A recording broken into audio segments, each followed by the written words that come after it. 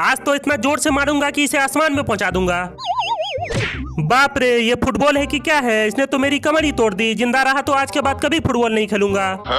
अरे क्या हो गया भाई? वो फुटबॉल खेलने में मेरी कमर टूट गई। अबे कैसी बात कर रहा है? चल तो देखते हैं। ये रहा भाई। अरे इसे तो मैं यूं मार दूंगा।